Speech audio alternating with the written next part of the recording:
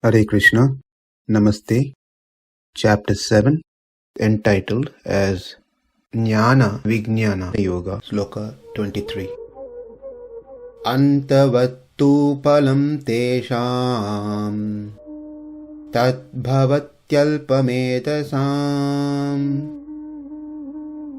devān deva-yajo yānti mad-bhaktā yānti mamapi. Endowed with such a faith, he endeavors to worship a particular demigod and obtains his desires.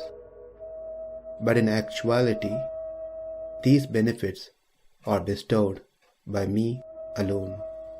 In the last session, we saw the differences between Devata's worship and Krishna's worship. Krishna calls those who worship Devatas are alpa-medhasām, less intelligent people. At this point, we have to be very clear that who are these Devatas that Krishna mentions. It is quite obvious. Anyone other than Krishna are all called Devatas. To be more specific, demigods, and Krishna alone, the Godhead, Supreme Personality of Godhead. Anyone who worships Krishna are called jnani or jnanavan because they understand the position of Krishna and they do not hanker for anything else. Whereas the Devata's worshippers are hankering for perishable material things. And the worship that is performed by the demigod worshippers are very difficult. Whereas the worship towards Krishna is very simple. Krishna is very easily pleased, even by simple worship. The demigods have certain restriction of time, restriction on what they can give to their devotees. Whereas Krishna does not have any restriction because he is not under a time factor, he is not in a post which is going to be replaced by someone, or he is not restricted to give only certain things. Everything comes from him. He is the owner of everything, so he can give what his devotees want. The Devatas can give material benefits only. They cannot give moksha, whereas Krishna can give both material as well as spiritual.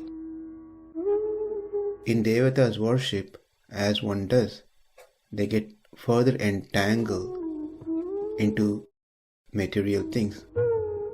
They get attached of wanting more.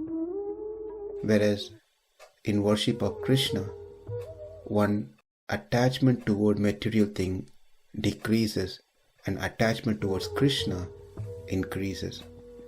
As the attachment towards Krishna increases, their knowledge about Krishna and themselves grows. This is what we have covered so far on this sloka. At the end of the session, we posted a couple of questions.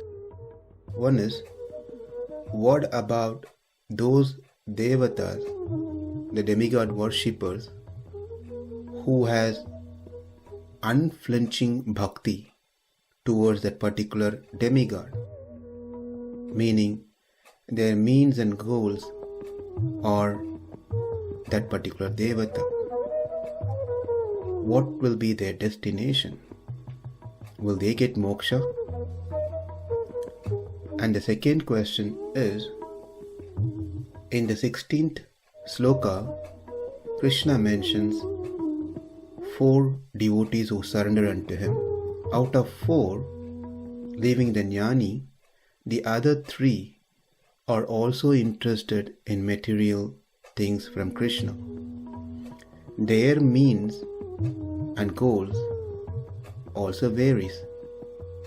Their means are Krishna, but their goal is to get something material, like the other demigod worshipper.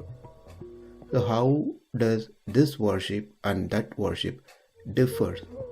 Why one has to worship to Krishna, if that is the case? These are the two questions we had from the previous session. Let's see the answer for these two. Let's take the first question. What about the demigod worshipper who are devoted to their devata? What will be their destination? The answer for this question is given in the second part, first line, pada of this sloka. Devān, deva-yajo, yānti. Those who worship a particular devata with full faith and devotion, they will attain the destination, the planet, the place of that particular devata. And the last line of the sloka says, mad-bhaktā yānti māmapi. Those who worship me, they come to my planet, my abode, my place. Well, that's make it much easier to understand. So whoever worship whichever devata, whether it's Krishna or whether any other devata, they could go to their respective planet. So problem solved.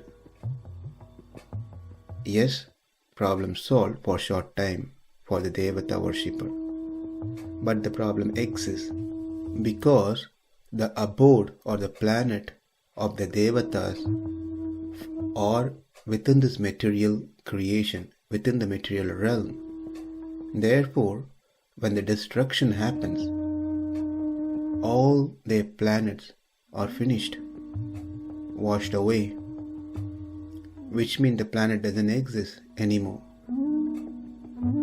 That means including the devatas, everyone is finished. That means that particular devotee of that particular devata have to come down again, take birth again. Whereas one who goes to Krishna's abode does not have to come back again. A person who attains Krishna's abode, that means they've got moksha, liberated from the material existence. They don't need to come back again. They finished all their karmas. They finished everything. And that is not the case with the demigod worshipper. They go and have to take birth again. Antavat phalaṁ teṣāṁ tad-bhavaty alpa-medhasām devān deva-yajo yānti mad-bhaktā yānti māmapi. Namaste. Hare Krishna.